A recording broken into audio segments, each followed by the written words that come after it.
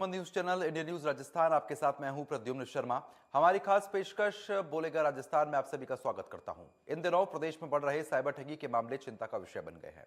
कई साइबर ठग किसी सरकारी योजना का मैसेज भेजकर ठगी कर रहे हैं, तो वहीं लॉटरी जैसी योजना का जैसा देकर साइबर ठग एटीएम कार्ड ब्लॉक होने की बात कहकर भी ठगी कर रहे हैं। देखने में आता है कि लोगों की लापरवाही भी इन ठगों की जो राह है वो काफी आसान कर देती है।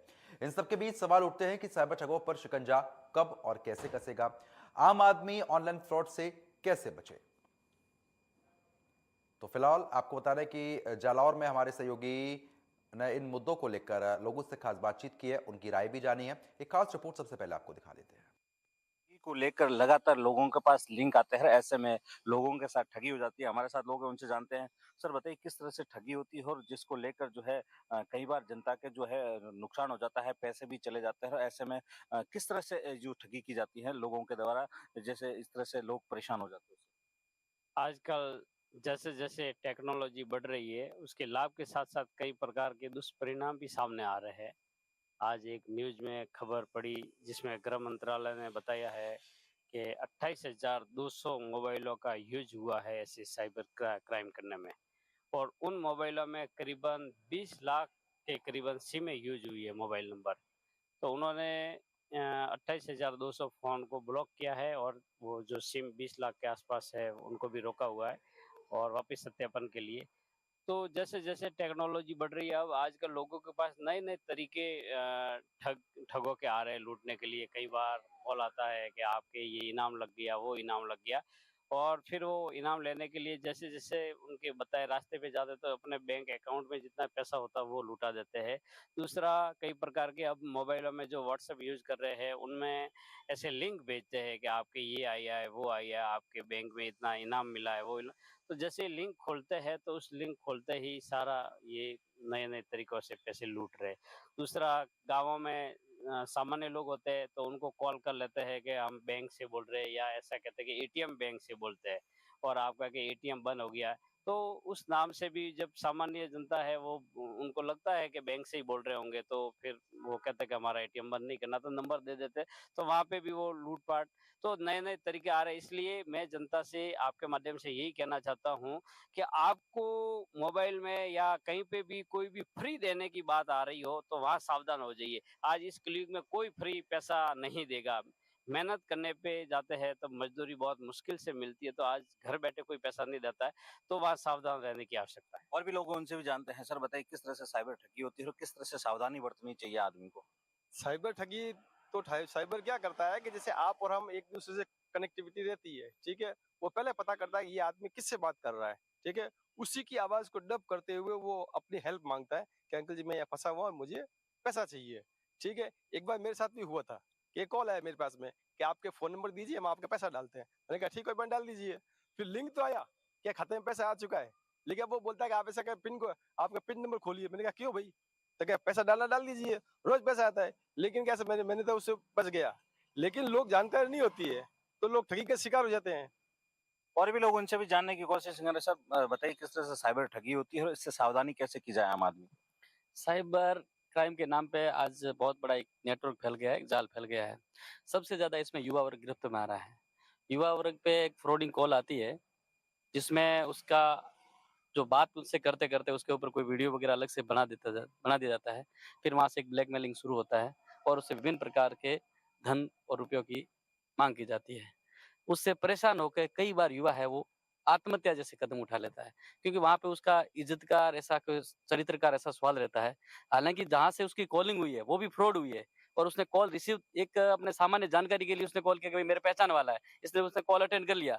आता वीडियो कॉल है, और वीडियो कॉल सामने इस तरह से हो गया। दूसरा एक और मज़े वाली बात है कि कई बार क्या करते हैं लोग, मैसेज करते हैं आपके खाते में मेरे ट्रांसफर हुए हैं ऐसा 5,000 रुपए, आप मुझे दे दीजिए। अब उसमें ऐसा है कि 5,000 रुपए अपने मोबाइल के अंदर मैसेज भी आएगा कि बैंक में आपका जमा हो गया 5,000, और वो 5,000 रुपए उसको उससे ले लेता है। जब हम बैंक में जाके पता करते हैं कि भाई आपके इस नाम का कोई ट्रांज़ैक्शन हुआ ही नहीं है, आपके पास कोई पैसा आया ही नहीं है। जब यही चीज़ हम लेके जाते हैं वापस पुलिस में जाते हैं, कोतवाली में जाते हैं, या संबंधित थाने में जाते हैं, जो भी साइबर का एक्सपर्ट है उसको दिखाने जाते हैं, तो उनकी तरफ से एक ही आता है कि साहब हम जाँच कर रहे हैं, पता करते हैं। क्या पहले प्रश्न उनका उत्तर ये बोलते हैं कि भई आपने ऐसा किया ही क्यों? नहीं करना था आपको। अरे नहीं करना था, उनको जानकारी के अभाव में तो हुआ है। कौन व्यक्ति चाहता है कि मेरे पैसे चले जाए? कौन व्यक्ति चाहता है कि मेरा चरित्र खराब हो जाए? कौन व्यक्ति चाहता है कि मैं बदनाम हो जाऊँ? लेकिन इन सब चीज़ों के लिए क्या होता है कि व्यक्ति जाने-अनजाने में ऐसा कर देता है और आगे शिकायत करता है, तो उसका कोई निवारण, अधिकतम कठोरतम रूप से कोई निवारण होता नहीं है। और निवारण में वही रटा-रटाया जवाब है, जाँच चल रही है, जाँच करेंगे, देखेंगे, उसके बाद कोई जाँच होती नहीं है।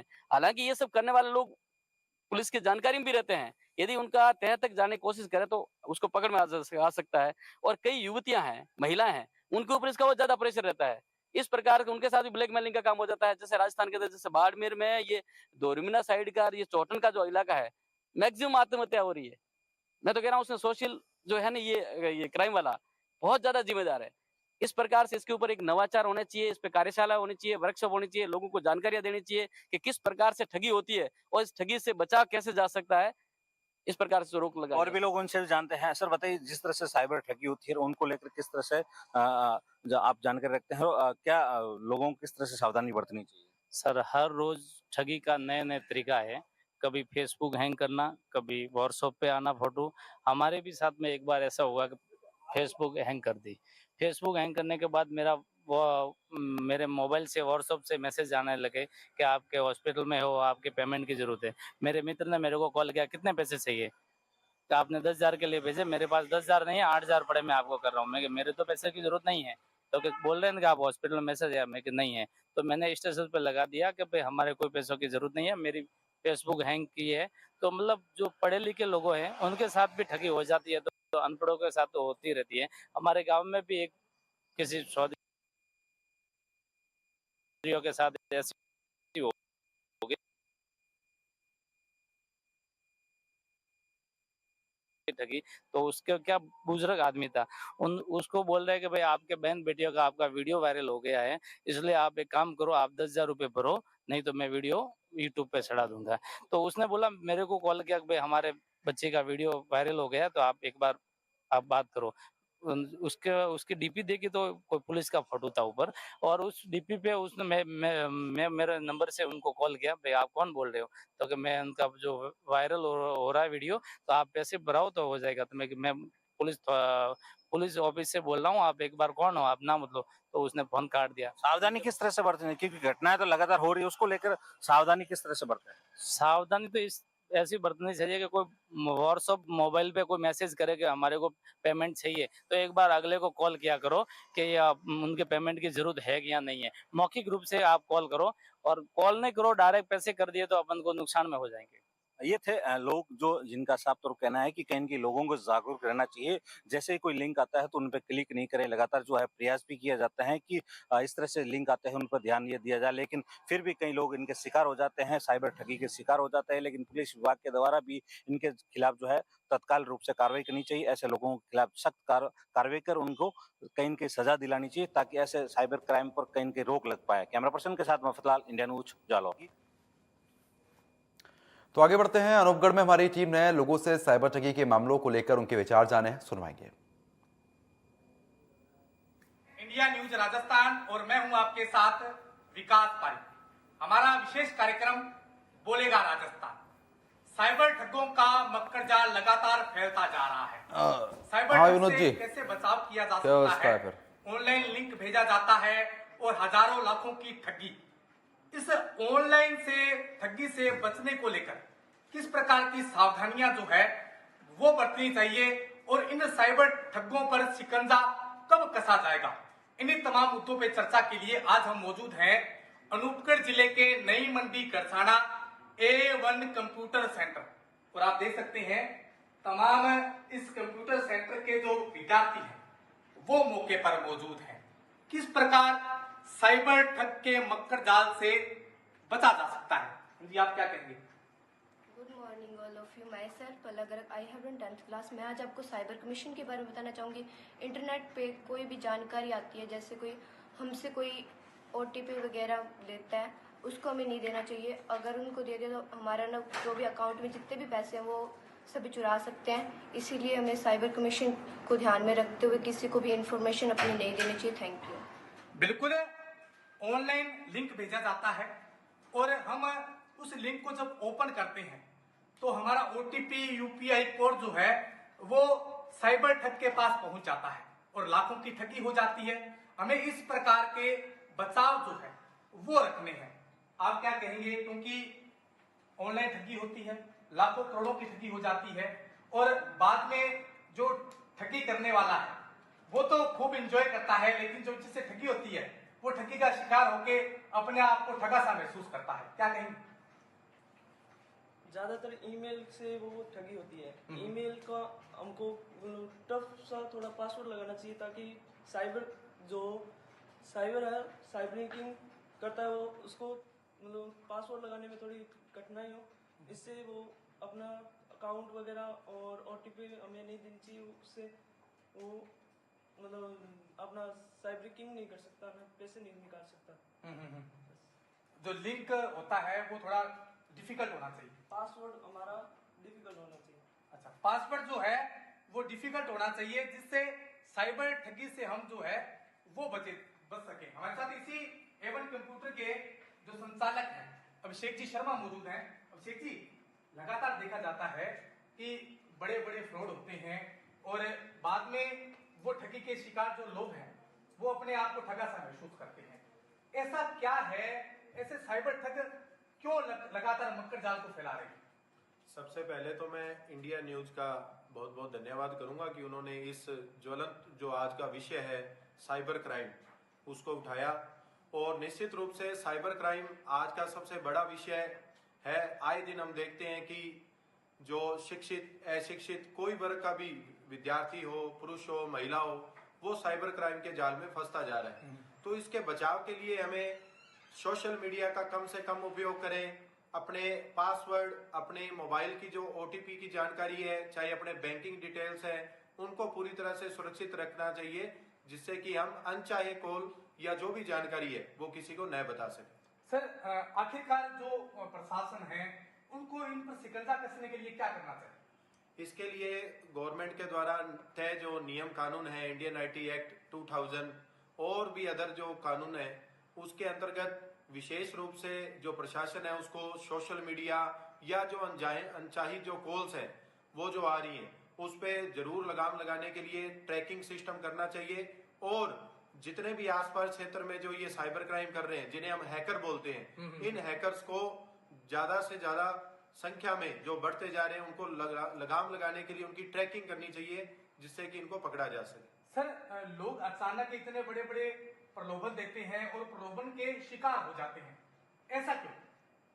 प्रलोभन का शिकार होना जायज है क्योंकि आज जिस प्रकार हम देख रहे हैं सोशल मीडिया का उपयोग, प्रतिदिन अन्य अन्य प्रकार के लिंक आते हैं। उस लिंक के माध्यम से कोई भी पर्सन है वो आगे से आगे अपनी डिटेल को शेयर करता है।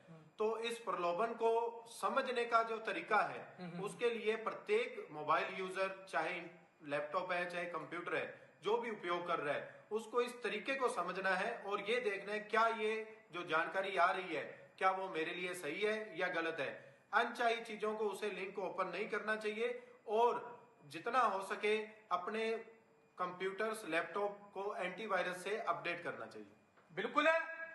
साइबर ठग से बचने को लेकर जो लिंक आते हैं ठगी के, उसको ओपन नहीं करना चाहिए और इसके साथ साथ जो प्रशासन है उसको भी सख्ताई जो है वो बरतनी चाहिए।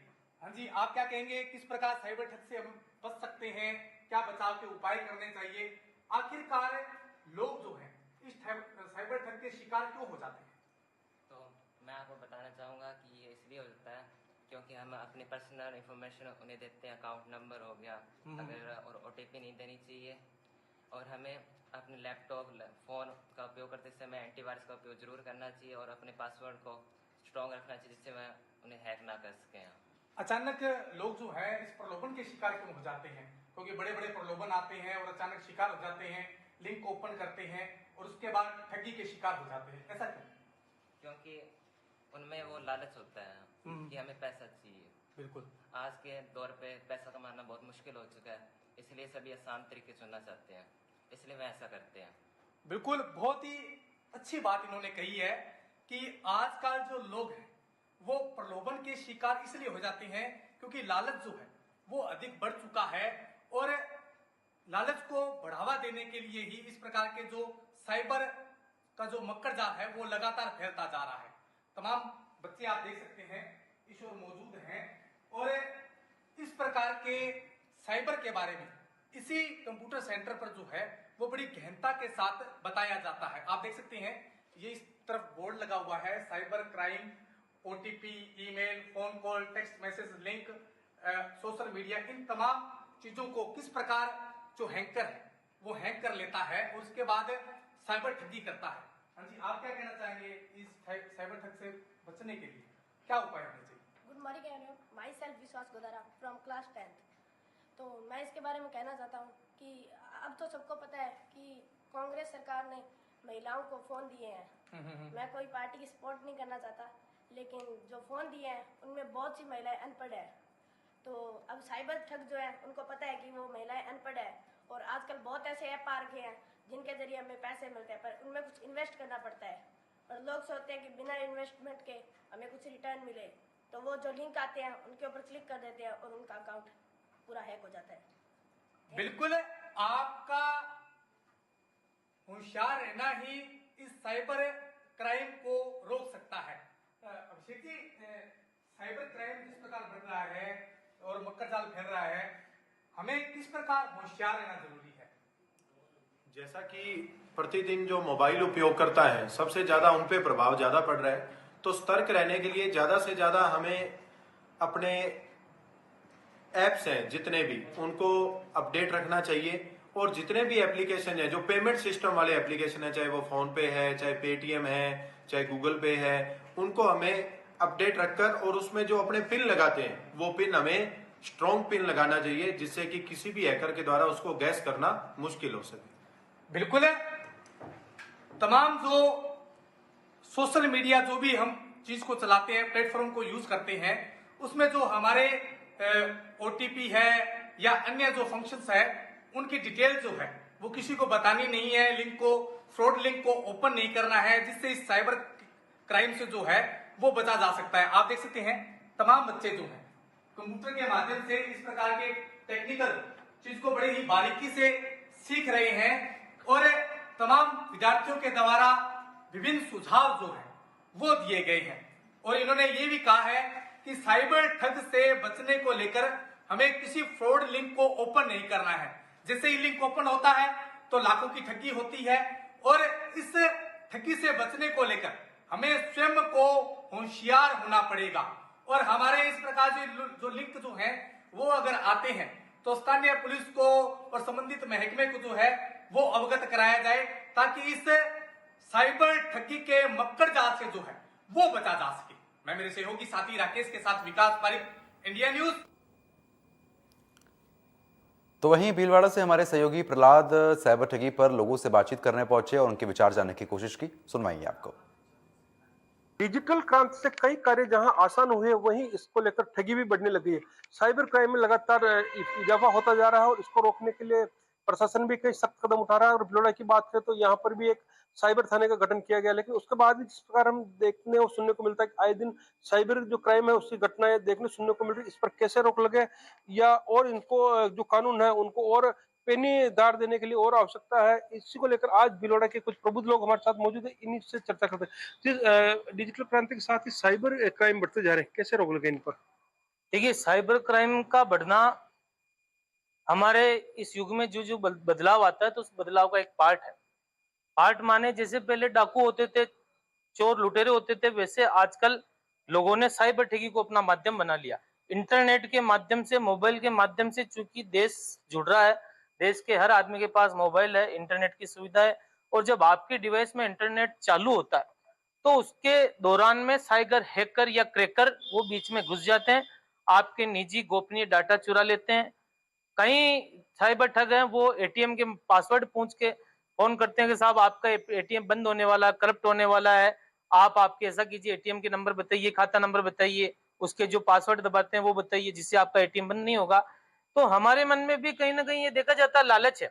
लालच है इसलिए कई बार तो मोबाइल पे आते हैं आप 7 करोड़ जीत चुके हैं, 15 करोड़ जीत चुके हैं, तो हमें भी बड़ी उत्सुकता होती है कि वाकई यार कहीं हमारा नंबर तो नहीं लग गया, इसलिए हम उसको जानकारी देते हैं, उस पर फॉलो करते चले आते हैं, लिंक आगे से आगे हमें बढ़ाता चला जाता है और बीच में जाके हम ये देखते हैं कि हम मकर जाल में उलझ चुके हैं, बुरी तरह फंस चुके हैं और हमारे खाते में से या हमारी गोपनीयता भंग हो जाती है, बड़ी चीजें चुराई जाती है, खातों में से लाखों रुपया उड़ा लिया जाता है और फिर हम अपने आप को ठगा महसूस करते हैं। पर ठगी की शुरुआत हुई अपने लालच से, हमारे लोभ से। क्योंकि कहते हैं कि रुपए की 3 हथेली, मतलब रुपए की 3 अठन्नी कहीं भी मिलती है तो वो उस तरफ आपको देखना ही नहीं है। कर्म प्रधान हमारा देश है और शास्त्रों से लेके आज तक हमारे बड़े बुजुर्गों ने, पूर्वजों ने भी यही कहा है कि कर्म कीजिए और फिर आप जो है पैसा कमाइए या आजीविका कमाइए, इसी का प्रवृत्ति आपको करनी है। और साइबर ठग जैसा ये क्राइम बढ़ रहा है, तो उसी के लिए आईटी अधिनियम जो था 2000 वाला, उसी में 2009 में और संशोधन करके कुछ पैरा और जोड़े हैं। 13 अध्यायों के अंदर पूरी तरह से इसको कवर करने की कोशिश की है। भारत में बैठा हुआ व्यक्ति चाहे कहीं अन्यत्र भी क्राइम करता है, भारत के बाहर भी, तो भी वो इसके अंदर आता है, इस दायरे के अंदर आता है। तो कानून अपनी जगह काम करेगा, पर जागरूकता हमें अपने स्तर पर बढ़ानी होगी, अपने स्तर पर दिखानी होगी। मान लीजिए कि आपके साथ में कोई लिंक आता है, कोई व्यक्ति आपको फोन करता है कि साहब ये लिंक है, इस पे आप क्लिक करिए, इससे ये डाटा बनेंगे या इससे आप ये जीत जाएंगे या मिक्सर फ्री मिल जाएगा, क्रिकेट के टिकट फ्री मिल जाएंगे, तो आपको उस पे क्लिक नहीं करना। आपके साथ फिर भी साइबर ठगी हो जाए किसी न किसी माध्यम से, तो आपको तुरंत प्रभाव से 1930 ये राष्ट्रीय हेल्पलाइन नंबर है, जो साइबर क्राइम से जुड़े हुए मामलों की पूरी यूनिट बनाई गई है अलग से। ये सेल साइबर क्राइम मतलब कंप्यूटर, मोबाइल, इंटरनेट के माध्यम से जो ठगी क्राइम होते हैं उनको ये देखती है, उनको निर्देशित करती है। इस मामलों में आपको 24 घंटे के भीतर 1930 पे कॉल करना, अपनी शिकायत दर्ज करवानी है, उससे पूरा रिगार्डिंग मामला आपको बताना है, तो उस पर कार्रवाई होगी। और जगह जगह भीलवाड़ा जिले में भी लोकल स्तर पर हेडक्वार्टर पर साइबर थाना खुल चुका है। आपकी जागरूकता गलती होने के बाद में भी आपको बचा सकती है, आपका पैसा वापस दिला सकती है। आप लोगों को जागरूक करें, एक दूसरे को मैसेज न भेजें। एक तो ये भी हमारी सबसे बड़ी कमी है कि कोई लिंक मेरे पास आया कि साहब इससे आप 5000 जीत जाएंगे, एक एक्सयूवी कार जीत जाएंगे, इस पे क्लिक करिए, और मैं बैठे बैठे दूसरे आदमी को फॉरवर्ड करता रहता हूँ, तो मैं तो मूर्ख बन ही रहा हूँ, लोगों को भी बनाने के लिए मैं काम कर रहा हूँ। तो ये क्या, हम तो डूबेंगे सनम, तेरे को भी लो डूबेंगे। तो ऐसी स्थिति से हमें बचना चाहिए। नॉलेज, थोड़ी सी जानकारी करनी चाहिए कि ऐसा कोई देते होते तो घर बैठे रहते सब आदमी, कमा खाने क्यों निकलते बाजार में। इसलिए हमें चाहिए कि जागरूकता बनी रहे, लालच लोभ में नहीं आए।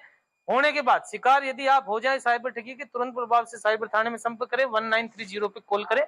यही मैं कहना चाहूंगा, इसके लिए जागृति लानी पड़ेगी समाज। साइबर ठगों के मकड़ जाल से कैसे बचें?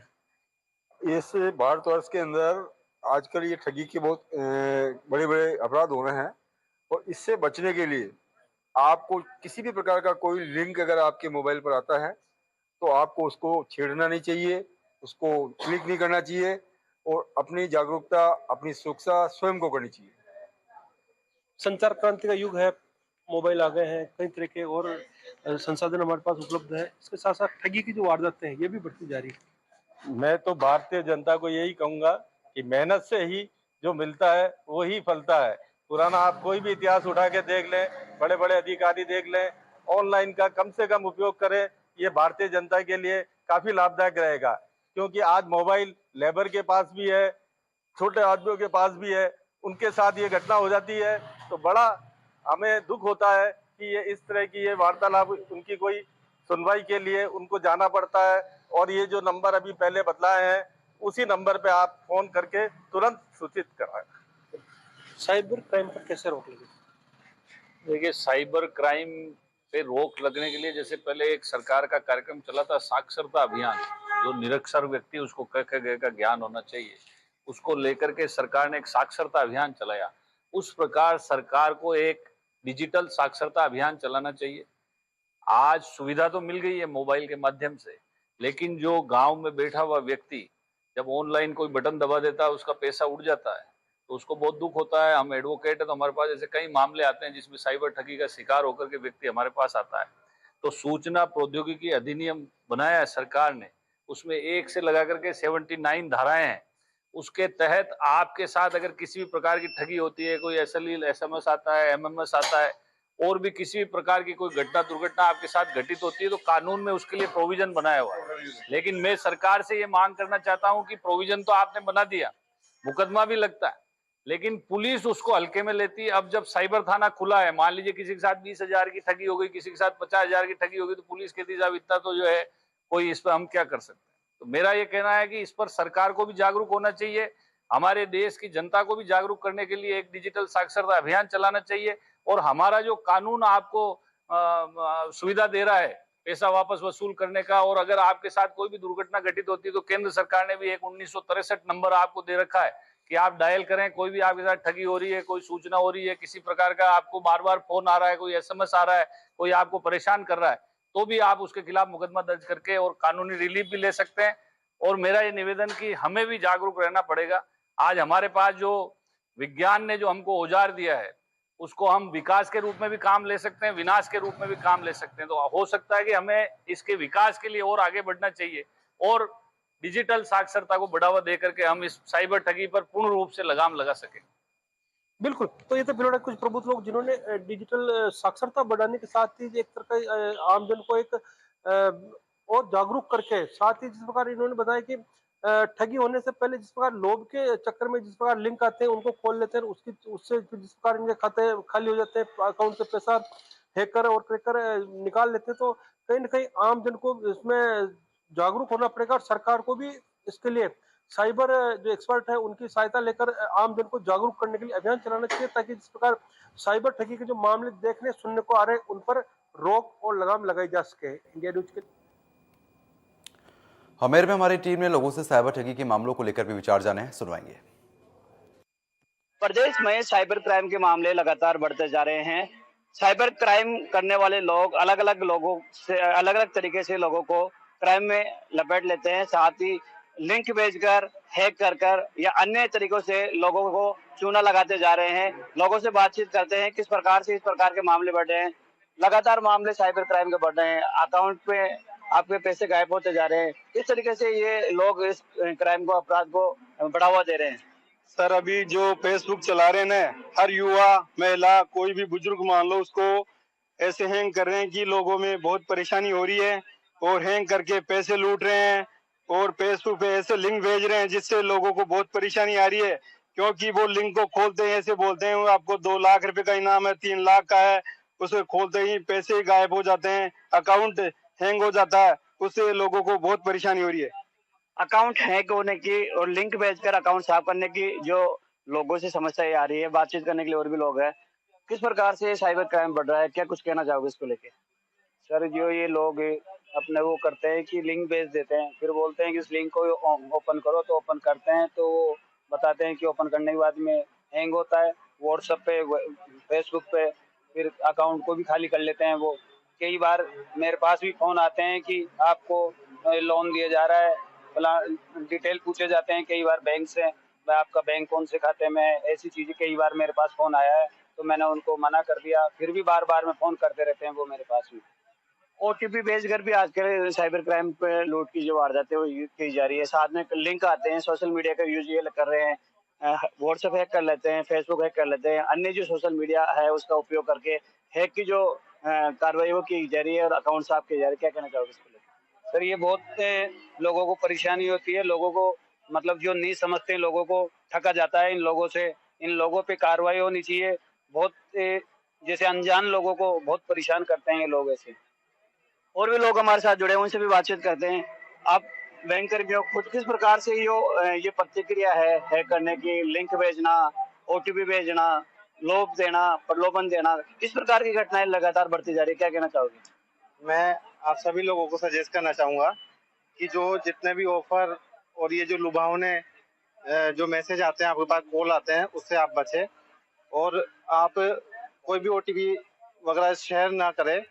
और एक अपना टोल फ्री नंबर है, कभी भी आपका SBI अकाउंट नंबर से यदि कोई फ्रॉड होता है तो आप उस पर तुरंत कॉल करके उस कॉल से आप अपना पैसा बचा सकते हैं। मैं टोल फ्री नंबर बताना चाहूँगा 155260। ये नंबर ऐसा है कि आप यदि जैसे ही आपके साथ कोई फ्रॉड होता है और आप तुरंत कॉल करते हैं तो आपका जो पाइपलाइन में यदि पैसा होगा तो वो आपका 100% रिटर्न होने का चांस रहता है। और आप कोई भी OTP वगैरह किसी से शेयर ना करें। और जो मैं बताना चाहूँगा, यदि आपका कोई अच्छा बड़ा बिजनेस है तो आप अपना जो एक अकाउंट होता है, जैसे करंट अकाउंट है और अदर जो कोई अकाउंट है उससे ज़्यादा ट्रांजैक्शन करते हैं, तो आप उस जो मोबाइल नंबर लिंक है तो उसको अपने सोशल मीडिया वाले उस मतलब उससे ना जोड़े, अकाउंट से लिंक है उससे ना जोड़े। और यदि अपना सेविंग अकाउंट भी रहता है और आपको पता लगता है कि जैसे अपन लंबे समय के लिए अपन उस पैसे को यूज ना करते हैं, तो अपन उस अमाउंट का एफडी करवा के रखना चाहिए, ताकि आपका जो क्राइम से बच सके आप उससे। एफआईआर क्राइम की फ्रॉड की जाती है, किस प्रकार से कार्रवाई होती है? बैंक से किस प्रकार से जो फ्रॉड लोग हैं वो लिंक भेजते हैं? बैंक से तो ऐसा कोई लिंक नहीं भेजा था। जो फ्रॉड लोग होते हैं वो अपना लिंक भेजते हैं, और जैसे अपन यदि आपके साथ कोई फ्रॉड हो गया तो सबसे पहले अपने एफआईआर कराइए। बैंक में जाके जो यूपीआई अपना क्रिएट हुआ है उस यूपीआई को तुरंत अपने लॉक करवाइए, ताकि अब आने वाले टाइम में आपके साथ जो आपका अमाउंट बचा है तो फ्रॉड ना हो सके, या फिर आगे जो आपका ट्रांजैक्शन होगा तो उसमें कोई फ्रॉड ना हो सके। साइबर क्राइम की बात करें तो किस प्रकार के युवा इस दलदल में फंसते जा रहे हैं? लालच माने या खुद की शौक करने के लिए लोग इस प्रकार की घटनाएं कर रहे हैं। आज के जो युवा पीढ़ी मेहनत ना करके इजी गोइंग पैसा कमाने के लिए इस तरह के काम करते हैं, और जैसे मान लो दिन में फ्री टाइम बैठे हैं और समथिंग उसके पास यदि ऐसा कॉल आता है तो वो यूं सोचते हैं कि शायद अपने पास कुछ मोटा पैसा आ जाएगा, और वो कुछ अमाउंट अपने खाते में और उसको भी गवा बैठते हैं वो। बिल्कुल, और भी युवा हमारे साथ जुड़े हुए हैं, उनसे भी बातचीत करते हैं। साइबर क्राइम के लगातार मामले बढ़ रहे हैं, क्या कहना चाहोगे? जो भी ये फेसबुक से ये फोन होने आते हैं तो ये कोई इसको खोले नहीं लिंक को, और कोई भी वो आए तो उसको वो क्या बोलते हैं